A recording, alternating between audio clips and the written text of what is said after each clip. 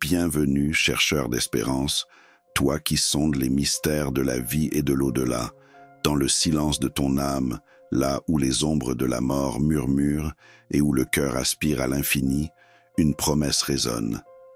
Elle n'est pas un écho lointain, mais une lumière vibrante, un souffle divin qui perce le voile du temps.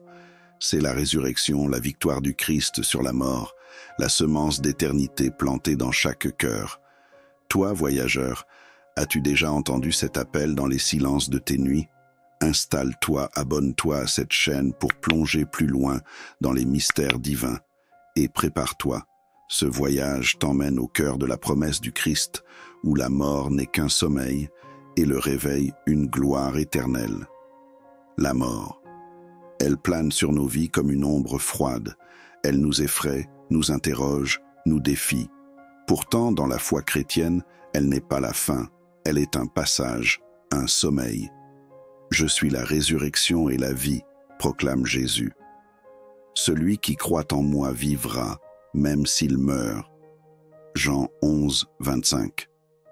Ce n'est pas une métaphore, c'est une vérité, une encre jetée dans l'éternité. Lorsque les évangiles parlent d'un croyant qui s'est endormi, ce n'est pas un simple mot, c'est une espérance. Si la mort est un sommeil, alors un réveil attend. Un réveil glorieux, où nos corps, comme celui du Christ ressuscité, seront transfigurés, incorruptibles, libérés de la mort pour toujours. Imagine une nuit profonde. Les étoiles sont cachées, le silence pèse. Pourtant, sous la terre, une semence dort. Elle semble morte, mais elle attend. Au matin, elle perce le sol, s'élève, s'épanouit en une vie nouvelle. Ainsi est la résurrection. Nos corps, fragiles et mortels, sont des semences jetées dans le jardin de Dieu. À la fin des temps, ils s'éveilleront, glorifiés, comme le corps du Christ après la croix.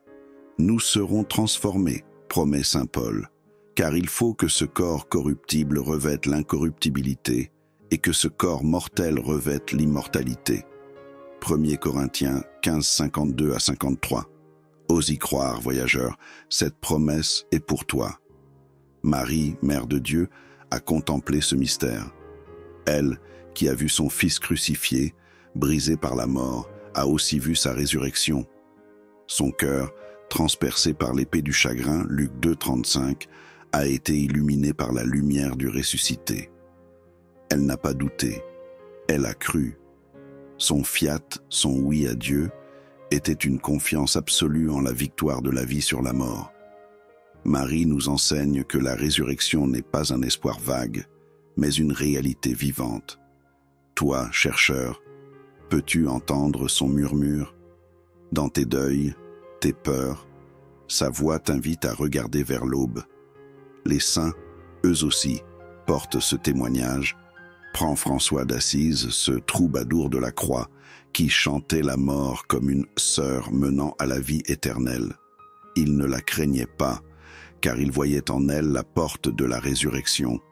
Ou considère les corps de certains saints, préservés miraculeusement, comme des dormeurs attendant le réveil. En 1950, l'exhumation d'un saint révéla un corps intact, comme s'il s'était simplement endormi. On aurait dit un mort vivant, dirent ceux qui étaient présents. Ce n'était pas une illusion, c'était un signe que la promesse du Christ est réelle, que la vie éternelle palpite déjà dans ceux qui dorment en Dieu. Cette promesse n'est pas un rêve, elle est tangible, ancrée dans la chair du Christ ressuscité. Touchez-moi et voyez, un esprit n'a ni chair ni os, comme vous voyez que j'en ai. Luc 24, 39, dit Jésus à ses disciples. Son corps glorieux, marqué des plaies mais vivant, est le sceau de notre espérance. Il nous montre ce que nous deviendrons, des êtres de lumière, libérés des chaînes de la mort, unis à Dieu pour l'éternité. Saint Paul, cet apôtre des nations, l'a proclamé avec feu. Si le Christ n'est pas ressuscité, notre foi est vaine. 1 Corinthiens 15, 17. Mais il est ressuscité, et nous ressusciterons avec lui. Plonge plus loin, voyageur. La résurrection n'est pas seulement un événement futur. Elle commence ici, maintenant, dans chaque acte d'amour, chaque pardon, chaque prière, tu goûtes déjà à l'éternité. Comme une semence enfouie, la vie du Christ germe en toi, transformant tes ténèbres en lumière. Celui qui croit au Fils a la vie éternelle. Jean 3,36. Cette vie n'attend pas la fin des temps. Elle coule en toi, dès l'instant où tu dis oui au Christ, comme Marie l'a fait, comme François l'a vécu.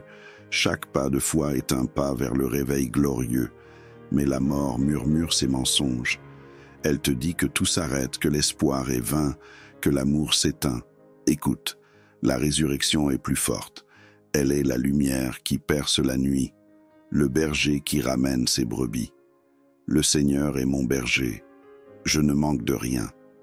Même si je marche dans la vallée, de l'ombre de la mort, je ne crains aucun mal, car tu es avec moi. Psaume 23, versets 1-4. Jésus, le bon berger, a vaincu la mort.